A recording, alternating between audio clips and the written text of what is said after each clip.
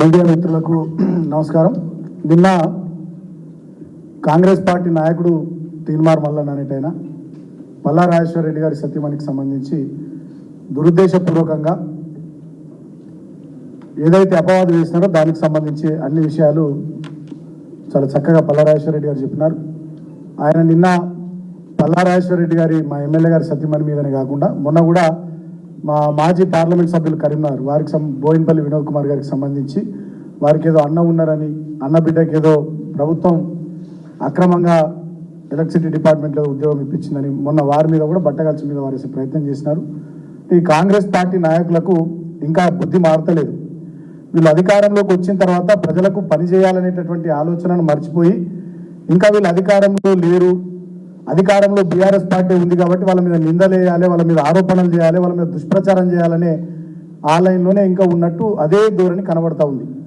ఇప్పటికైనా పద్ధతి మార్చుకొని ప్రజలు మీకు అధికారం ఇచ్చినారు, మీకు అవకాశం ఇచ్చినారు, ప్రజాపాలన అన్నారు, దాన్ని మాటల్లో కాకుండా చేతల్లో ఆచరణలో ఆ పరిపాలనను చూపెట్టే పని చేయాలని చెప్పి నేను కాంగ్రెస్ పార్టీకి, ఈ ముఖ్యమంత్రి రేవంత్ రెడ్డికి, అదేవిధంగా కాంగ్రెస్ పార్టీ మంత్రులకు నేను హితవు పలుకుతా ఉన్నా. ఇంకా బీఆర్ఎస్ పార్టీ నాయకుల మీద అసత్య ఆరోపణలు, సత్యదూరమైనటువంటి ప్రచారాలు ఇవన్నీ బంద్ చేసుకోవాలని కోరుతా ఉన్నా. మా మీద ఎంత దుష్ప్రచారం చేయాలో అంత దుష్ప్రచారం చేసినారు. మీరు చేసినటువంటి దుష్ప్రచారాన్ని కొంతమేరకు ప్రజలు కూడా నమ్మినారు. మీకు ఒక అవకాశం వచ్చింది. సరే, అవకాశం వచ్చింది. వచ్చినటువంటి అవకాశాన్ని సద్వినియోగం చేసుకొని ప్రజలకు ఏవైతే 420 హామీలు ఇచ్చిండ్రో, 6 గ్యారంటీలు అన్నారో, 100 రోజుల లోపల అమలు చేస్తామన్నారో, దాన్ని మళ్ళీ పార్లమెంటు ఎన్నికల కోడ్ వస్తుంది అనేటటువంటి దానికి ముడిపెట్టకుండా మీరు ఇచ్చినటువంటి మాటను నిలబెట్టుకునే ప్రయత్నం చేయాలని కాంగ్రెస్ పార్టీ ప్రభుత్వాన్ని కోరుతా ఉన్నాం. మళ్ళీ మేము ఇట్లా మాట్లాడితే ఒక మంత్రి ఉత్సాహతలేదని ఒకరంటారు, ఇంకొక ఆయన మీడియా మిత్రులు ఇట్లా మొత్తం ఇట్లా బల్లకు దిట్లా అంటాడు ఇంకో మంత్రి. ఆ మంత్రుల హావభావాలు, మంత్రుల మాటలు, ముఖ్యమంత్రి కూడా నిన్న ఏదో టీవీ ఛానల్ ఇంటర్వ్యూలో వారు మాట్లాడుతున్నటువంటి తీరు, శాసన మండలిని పట్టుకొని వారు ఇరానీ కేఫ్, ఎమ్మెల్సీలను పట్టుకొని రియల్ ఎస్టేట్ డీలర్లు, బ్రోకర్లని మాట్లాడినటువంటి తీరును కూడా ఆ బిట్టు కూడా తిరుగుతూ ఉంది వాట్సాప్లో. మీరు కూడా చూసి నేను ఒక టీవీ ఛానల్కి ఇచ్చినటువంటి ఇంటర్వ్యూలో ముఖ్యమంత్రి గారు అన్నారు. సో ముఖ్యమంత్రి గారు మంత్రులు మాట్లాడుతున్నటువంటి భాష, వాళ్ళు వాడుతున్నటువంటి పదజాలము. మొన్న ఒక మంత్రి గారు సమీక్ష సమావేశంలో మా పల్లా రాజేశ్వర రెడ్డి గారు ప్రోటోకాల్ లేనటువంటి వ్యక్తుల్ని స్టేజ్ మీదకి ఎందుకు పిలుస్తారు, కార్యక్రమానికి ఎందుకు పిలుస్తారంటే ఆ మంత్రి గారు మీరుంటే ఉండండి, వెళ్ళిపోతే వెళ్ళిపోండి అని చెప్పి వీరిని ఉద్దేశించి అనడం. అంటే నెల రోజులు కూడా కాలేదు కాంగ్రెస్ పార్టీ అధికారంలోకి వచ్చి, 3వ తారీఖు నెల రోజులు అయింది అంతే. ఈ నెల రోజుల్లోనే ముఖ్యమంత్రి గారి అహంకారము, మంత్రుల యొక్క అహంకారము, వాళ్ళ పద్ధతుల్ని రాష్ట్ర ప్రజానికం గమనిస్తూ ఉంది. రాష్ట్ర ప్రజలంతా కూడా చూస్తూ ఉన్నారు. ఇచ్చిన మాట మీద నిలబడి చెప్పినటువంటి విషయాల్ని ఆచరణలో నిజం చేసి ఆశగా ఎదురు చూస్తున్నటువంటి ప్రజలకు సహాయం చేసే పనిని పక్కకు పెట్టి పల్లా రాజేశ్వర రెడ్డి గారి విద్యా సంస్థల మీద దాడి, పల్లా రాజేశ్వర రెడ్డి గారి సతీమణి మీద దుష్ప్రచారం, వినోద్ కుమార్ గారి మీద వారి మీద దుష్ప్రచారం, ఇతర మా మాజీ మంత్రులు, మాజీ ఎమ్మెల్యేల మీద దుష్ప్రచారాలు, ఇటువంటివన్నీ కూడా బంద్ చేయాలని నేను కాంగ్రెస్ పార్టీకి హితవు పలుకుతా ఉన్నా. ఇలాంటి కక్ష సాధింపు ఇది మంచి సాంప్రదాయం కాదు. 10 సంవత్సరాలు మేము కూడా అధికారంలో ఉన్నాం. 10 సంవత్సరాలు మేము కూడా అధికారంలో ఉన్నాం.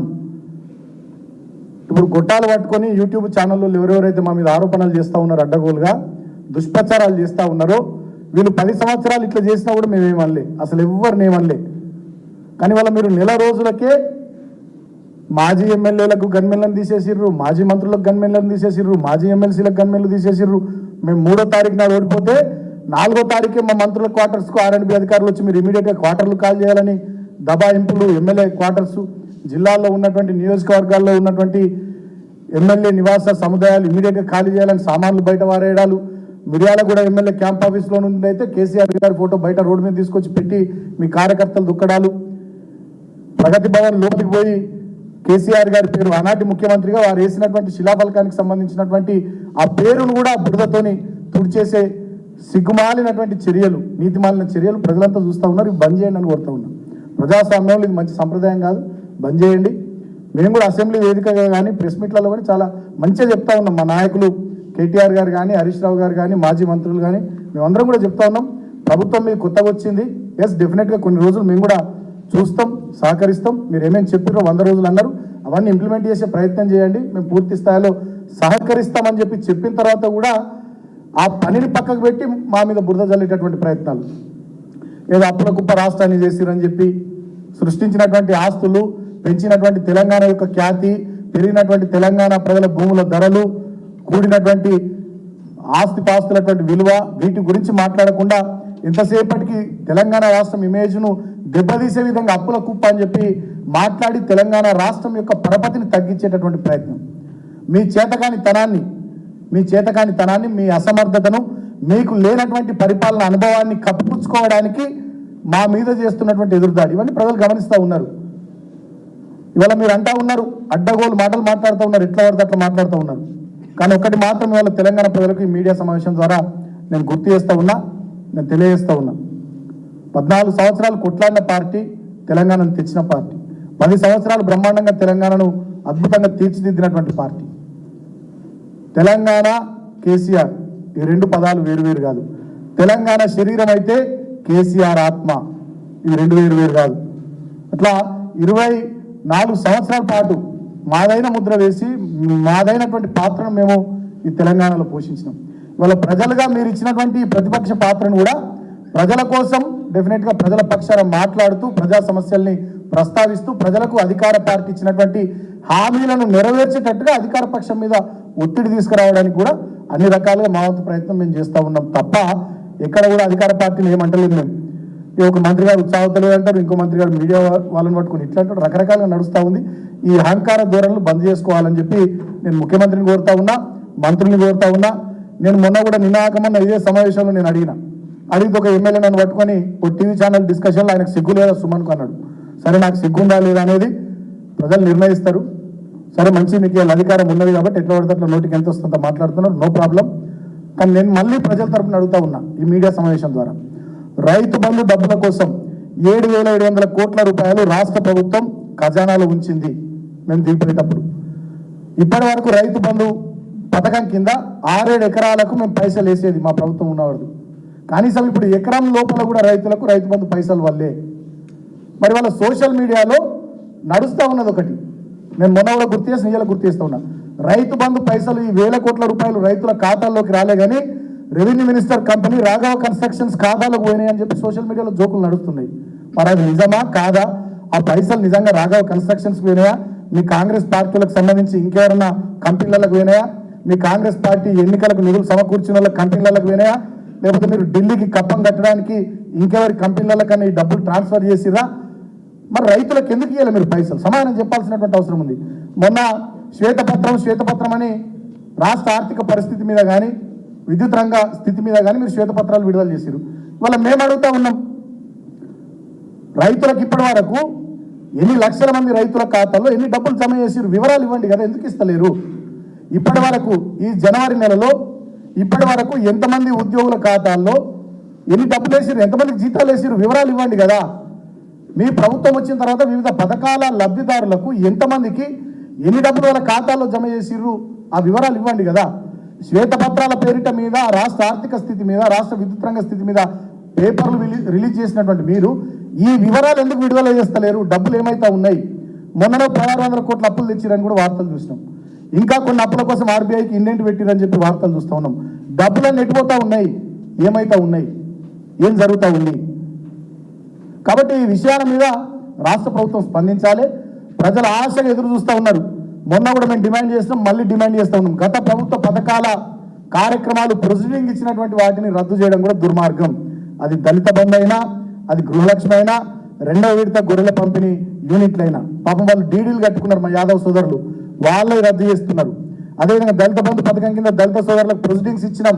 నియోజకవర్గానికి 1100 చొప్పున కొన్ని నియోజకవర్గాలు ఇచ్చినాం. వాటిని బ్యాంకు ఖాతాల్లో 10 లక్షల చొప్పున పడ్డాయి. వాటిని ఫ్రీజ్ చేసినట్టు తెలుస్తూ ఉంది. ఎన్నికల సందర్భంలో మీరు ఏం చెప్పారు? 10 లక్షలు కాదు, ఇంకొక 2 లక్షలు అదనంగా కలిపి 12 లక్షలు ఇస్తామని చెప్పారు. అంటే అది మోసపు మాటనే కదా. ఇక దీన్ని బట్టి అర్థమవుతా ఉంది. గృహలక్ష్మి పథకానికి సంబంధించి నియోజకవర్గానికి 3000 ఇళ్ళ చొప్పున ఇచ్చినాం. కొన్ని నియోజకవర్గాలు ఇవ్వాలి, కొన్ని నియోజకవర్గాలు ప్రొసీడింగ్ కాపీలు ఇచ్చినాం. వాళ్లకు దాన్ని కంటిన్యూ చేస్తూ మీరు అంటున్నటువంటి ఇందిరా మిల్లను కూడా ఇవ్వండి, ఎవరద్దన్నారు? కానీ ఆన్గోయింగ్ స్కీమ్స్, ఆల్రెడీ డెలివర్ అయినటువంటి స్కీమ్స్, వచ్చినటువంటి డబ్బుల్ని నిలుపుదల చేయడం నిజంగా ఇది కక్ష సాధింపు చర్య తప్ప ఇంకోటి కాదు. నేను మళ్ళీ కోరుతా ఉన్నా, మీడియా ద్వారా కాంగ్రెస్ పార్టీ ప్రభుత్వానికి విజ్ఞప్తి చేస్తూ ఉన్నా, కక్ష సాధింపు చర్యలు మానుకోండి, బుడజల్లే కార్యక్రమాలు మానుకోండి. ప్రజలకు మీరు ఇచ్చినటువంటి మాటను నిలబెట్టుకునే ప్రయత్నం చేయండి. ఫిబ్రవరి నెలాఖరులో మళ్ళీ ఎంసీసీ రాబోతా ఉంది అంటున్నారు, లోక్సభ ఎన్నికల నోటిఫికేషన్ రాబోతా ఉంది అంటున్నారు.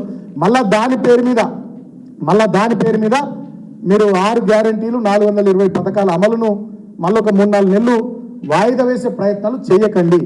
మీకు విషయం తెలుసు, అర్థమవుతుంది. ఢిల్లీలో కూడా మీ అధిష్టానం ఉన్నది, ఏం జరుగుతుందో మీకు తెలుసు. కాబట్టి వీలైనంత తొందరలో మీరు ఇచ్చినటువంటి హామీలు నిలబెట్టుకునే ప్రయత్నం చేయండి. ఇప్పటికే మీరు లైన్లలో జనాలను నిలబెట్టి ఇబ్బందులు పెట్టినరు. అయినప్పటికీ కూడా జనాలు ఇబ్బందులు పడుతూ మీ మీద నమ్మకంతో లైన్లలో నిలబడి కిలోమీటర్ల మేర నిలబడి చల్లటి ఈ చలికాలం పూట అప్లికేషన్లు ఇచ్చుకున్నారు. వాటన్నిటిని స్క్రూటిన్ చేయండి. అందరికీ ఎవరెవరైతే పథకాలకు సంబంధించి అప్లై చేసుకున్నారో మీరు ఇచ్చిన మాటల్ని నమ్మి అవన్నిటిని కూడా అమలు చేసే ప్రయత్నం వీలైనంత తొందరలో ఈ ప్రభుత్వం చేయాలని మేము కోరుతా ఉన్నాం.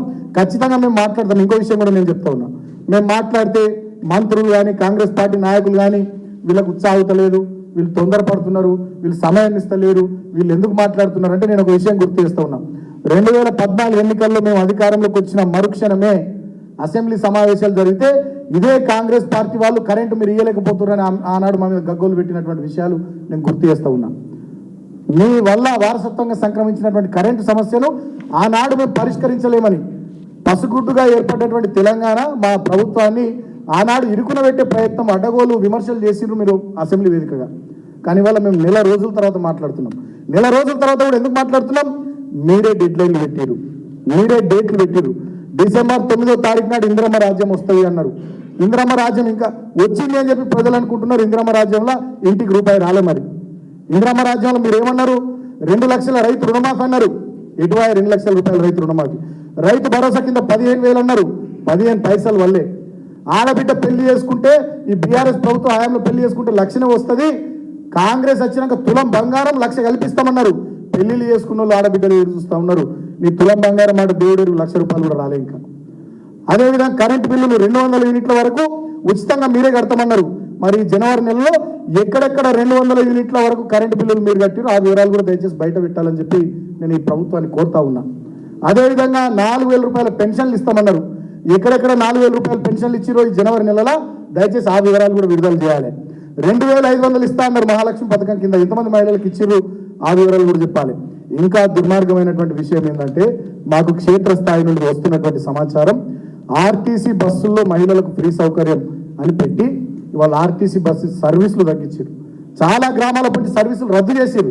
త్వరలో ఆ వివరాలు కూడా మేము అన్ని వివరాలు సేకరిస్తా ఉన్నాం. అన్ని గ్రామాల నుంచి ఏ రూట్లలో బస్ సర్వీసులు వీళ్ళు రద్దు చేసిరో ఆ వివరాలన్నీ కూడా త్వరలో మీడియా ద్వారా ప్రజల ముందు పెడతాం. మొన్న సతీష్ అనే సోదరుడు ఆటో డ్రైవర్ ఆత్మహత్య చేసుకొని చనిపోయిండు. అది ఆత్మహత్య కాదు, ఆటో డ్రైవర్ సోదరుడిది. కాంగ్రెస్ పార్టీ రేవంత్ రెడ్డి ప్రభుత్వము నెల రోజుల నీ పరిపాలన గిఫ్ట్ రేవంత్ రెడ్డి ఈ తెలంగాణ సమాజానికి ఇచ్చినటువంటి గిఫ్ట్ సతీష్ అనేటటువంటి ఆటో డ్రైవర్ ఆత్మహత్య. వాళ్ళు మేము డిమాండ్ చేస్తా ఉన్నాం బీఆర్ఎస్ పార్టీ పక్షాన. ప్రతి 6 లక్షల ఆటో డ్రైవర్ల కుటుంబాలు ఉన్నాయి ఈ రాష్ట్రంలో. ప్రతి ఒక్క ఆటో డ్రైవర్కు నెలకు 15,000 రూపాయల జీవన భృతి ఇవ్వాలని మేము కోరుతూ ఉన్నాం. బస్సులో మహిళలకు ఫ్రీ సౌకర్యం పెట్టిరు, ఓకే. మరి ఆటో డ్రైవర్ల సంగతి ఏంటి? వీళ్లకు నెలకు 15,000 రూపాయల జీవన భృతి ఇచ్చి ఈ ఆటో డ్రైవర్ల కుటుంబాలను కూడా ఆదుకోవాలని మేము డిమాండ్ చేస్తూ ఉన్నాం. ఇందాక సోదరుడు పల్లా గారు ఒక మాట చెప్పినారు. మా ఎమ్మెల్యే గారు ఇంటెలిజెన్స్ అధికారులు అమరావతి యూనివర్సిటీకి పోయి ఇంకో దగ్గరికి పోయి అక్కడికి పోయి ఇక్కడికి పోయి వివరాలు సేకరించి అది ఇదని చెప్పి వారు ఆ విషయాలు చెప్పినారు. బెదిరిస్తున్నారు, మాట్లాడుతూ ఉన్నారని చెప్పి. బెదిరించులు మాట్లాడలేదు కాదు, వాళ్ళు ఫోన్లు కూడా ట్యాప్ చేస్తున్నారని తెలుస్తూ ఉంది. సరే, నేను అది కూడా కోరుతా ఉన్నారు ఈ రాష్ట్ర ప్రభుత్వాన్ని. ఫోన్లు ట్యాప్ చేసుడు, ప్రతిపక్ష పార్టీలను బెదిరించుళ్ళు, వాళ్ళ ఆస్తులు ఉన్న దగ్గరికి వాళ్ళని భయభ్రాంతులకు గురి చేసే ప్రయత్నాలు ఈ ఇంటెలిజెన్స్ అధికారులు బంద్ పెడితే మంచిది. మేము కూడా 10 సంవత్సరాలు అధికారంలో ఉన్నాం. అధికారం ఎవరికి శాశ్వతం కాదు, నేను అధికారులకు కూడా తెలియజేస్తూ ఉన్నా. సంతోషం, మంచిది. రేవంత్ రెడ్డి గారి రాజ్యం వచ్చింది. రేవంత్ రెడ్డి గారి రాజ్యంలో ఇంటెలిజెన్స్ చీఫ్ గారు వచ్చినారు. సరే, మీ పోలీస్ డిపార్ట్మెంట్ అధికారులు అందరూ కూడా వచ్చినారు, చాలా మంది వచ్చినారు. ఓకే, ఎక్కడెక్కడ పోస్టింగ్లు ఎవరెవరిని ఇచ్చుకున్నారో సమాజమే చూస్తుంది. పరిపాలన చేయండి, శాంతి భద్రతలను కాపాడుర్రి. హైదరాబాద్కు ఉన్నటువంటి ఇమేజ్ను, తెలంగాణ రాష్ట్రానికి ఉన్నటువంటి ఇమేజ్ను పోలీస్ డిపార్ట్మెంట్ పరిధిలో కూడా పెంచే ప్రయత్నం చేయరు తప్ప ఈ రకంగా బెదిరింపులకు గురి చేయడం, భయభ్రాంతులకు గురి చేయడం, ఫోన్లు ట్యాప్ చేయడం, ఎమ్మెల్సీలే భద్రతను తగ్గించి మొత్తానికి వాళ్ళ గన్మెన్లను లేకుండా చేయడం. ఇవాళ మా గోదావరి వ్యాలీ ఏరియా ఉంది. ఇవాళ మీ మీడియా మిత్రులకు అర్థమవుతుంది కాబట్టి చెప్తాను. చాలా మందికి థ్రెట్ పర్సెప్షన్ ఉంది. మా కోనప్ప గారి నుంచి మొదలుకుంటే ఖమ్మం జిల్లాలో చాలామంది ఆ గోదావరి ప్రాణహిత నదీ పరివాహక ప్రాంతాల్లో చాలామంది మాజీ ఎమ్మెల్యేలకు, మాజీ ఎమ్మెల్సీలకు, మాజీ మంత్రులకు థ్రెట్ పర్సెప్షన్ ఉంది. అది గవర్నమెంట్కి కూడా తెలుసు. అయినప్పటికీ కూడా సెక్యూరిటీ విత్డ్రా చేశారు. ఇది చాలా బాధాకరం. చిన్న సంఘటన జరిగిన ఒక మాజీ శాసనసభ్యుడికి కానీ మాజీ శాసన మండలి సభ్యుడికి కానీ ఎవరికి కూడా చిన్న సంఘటన ఏమైనా జరగరాదు డెఫినెట్గా ఈ రాష్ట్ర ప్రభుత్వాన్ని బాధ్యత అవుతుంది తప్ప ఇంకోటి కాదు. అదేవిధంగా కక్ష సాధింపు చర్యలు అని పదే పదే నేను ఎందుకు మాట్లాడుతూ ఉన్నానంటే మొన్నటికి మొన్న తుంగతుర్తిలో మా సురేష్ సోదరుడి మీద దాడి చేసినారు. వారిని కొట్టిరు, వారి వైఫ్ని కొట్టిరు. అదేవిధంగా అదే తుంగతుర్తి నియోజకవర్గంలో ఒక సోదరుడు న్యూ ఇయర్ విషెస్ చెప్తూ కేటీఆర్ గారి ఫోటో పెడితే వాళ్ళ ఇంటి మీద దాడి చేసి వాళ్ళ అమ్మ పెద్ద మనిషిని చూడకుండా ఆమెను కూడా కొట్టిరు. కొల్లాపూర్ నియోజకవర్గంలో ఒక సోదరుడిని హత్య చేసిరు. అదేవిధంగా ఇవాళ మా మందమరి లాంటి పట్టణంలో బీఆర్ఎస్ పార్టీ నాయకులు గడిచిన 10 సంవత్సరాలు ఉంటున్నటువంటి సింగరేణి క్వార్టర్లు 21 క్వార్టర్లు ఖాళీ చేయాలని నోటీసులు ఇచ్చారు. అదే మందమరి పట్టణంలో వందల మంది ఇతరులు చాలా మంది ఉంటున్నారు. కాంగ్రెస్ పార్టీలు కూడా ఉన్నారు క్వార్టర్స్లో, సిపిఐ పార్టీలు ఉన్నారు, ఏఐటీసీ వాళ్ళు ఉన్నారు, ఐఎన్టీసీ వాళ్ళు ఉన్నారు, ఇతరులు మీడియా మిత్రులు ఉన్నారు, చాలా మంది ఉన్నారు. కానీ కక్ష కట్టి కేవలం ఒక 21 మంది మా బీఆర్ఎస్ పార్టీ నాయకుల ఇళ్లకు నోటీసులు అతికిచ్చారు. ఇంత దుర్మార్గంగా ఈ కక్ష సాధింపు దూరంతో పోతే ఇది మంచిది కాదు. ప్రజలు అన్ని విషయాలు గమనిస్తూ ఉన్నారు. ఇది పెద్ద పెద్ద మహామహులు అనుకున్న వాళ్ళనే పెద్ద పెద్ద నియంత్రణలనే ప్రపంచవ్యాప్తంగా కూలగొట్టినటువంటి పారద్రోలినటువంటి సందర్భాలు ప్రజలకు ఉన్నాయి. కాబట్టి మీరు ఇటువంటి అడ్డగోలు పనులు చేస్తే డెఫినెట్గా రాబోయే పార్లమెంట్ ఎన్నికలు ఎంతో దూరమే లేదు. రాబోయే పార్లమెంట్ ఎన్నికల్లో డెఫినెట్గా ప్రజలు మీకు తగిన రీతిలో బుద్ధి చెప్తారు.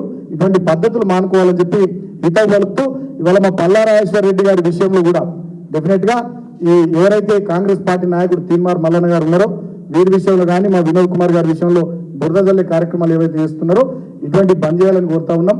బంద్ చేయకపోతే డెఫినెట్గా చట్టపరంగా ఏ రకమైనటువంటి చర్యలు తీసుకోవాలో ఆ రకంగా మేము ప్రొసీడ్ అవుతాం. Thank you.